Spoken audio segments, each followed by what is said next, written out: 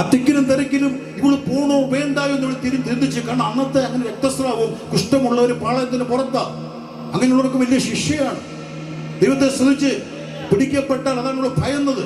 പക്ഷെ തിക്കിനും തിരക്കിനും ഇടയ്ക്ക് ഇങ്ങനെ പറയുന്നത്, അവളവിടെ ചെന്നിട്ട് ഒന്നും പറ്റാതെ എക്സ്ക്യൂസ് മീ എനിക്കൊരു കാര്യം ചെയ്യാനുണ്ട്. അവൾ കൈ തൊട്ടു, പക്ഷെ ആരും അറിഞ്ഞില്ല. പക്ഷെ കർത്താവ് പറഞ്ഞു somebody has touched me, എന്നെ ആരോ തൊട്ടോ. പക്ഷെ കർത്താവിനോട് അവര് പറഞ്ഞു നിന്നെ തിക്കുകയും തിരക്കുകയും ചെയ്യുക ജനം. യേശു പറഞ്ഞു ഞാൻ അതല്ല പറഞ്ഞ്, വെറുതെ തിക്കുകയും തിരക്കുന്നവരുടെ കഥയല്ല ഞാൻ പറഞ്ഞ്, വെറുതെ ഒരു ക്രൂസൈഡ് അന്ന് അവിടെ നിന്ന് പോയേക്കാമെന്ന് പറയുന്നവരുടെ കാര്യമല്ല ആമേൻ പറഞ്ഞ്, വെറുതെ എങ്ങനെയെങ്കിലും എന്തുവാന്ന് അറിയാമെന്ന് പോകുന്നവരുടെ കാര്യമല്ല പറഞ്ഞ്, എന്നെ വിശ്വാസത്തോടെ ഒരാൾ തൊട്ടു. അവൾ മാറിയിരിക്കുക, ഭയപ്പെട്ടിരിക്കുക.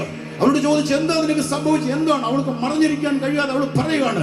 ഏതെല്ലാം ഫിസിഷ്യൻ ഉണ്ടോ, ഏതെല്ലാം ഉണ്ടോ അവിടെയെല്ലാം, ഏതെല്ലാം സ്പെഷ്യലിസ്റ്റ് ഉണ്ടോ അവിടെയെല്ലാം പോയി. പക്ഷേ യേശുവിനെ കുറിച്ചുള്ള ശ്രുതി കേട്ടപ്പോൾ രാമൻ പറഞ്ഞ്, ദൈവമക്കളെ വചനത്തിനകത്ത് അവന്റെ ശക്തിയുണ്ട്. ബ്രദറെ അത് ഏറ്റെടുത്താണോ? വചനത്തിനകത്ത് അവന്റെ ശക്തിയുണ്ട്. തീർന്നൊന്നോ കഴിഞ്ഞെന്നോ ഉള്ള ചിന്ത എന്തെങ്കിലും പിശാച് ഉള്ളിലിട്ടിട്ടുണ്ടെങ്കിൽ അത് പുറത്തുകൊണ്ട്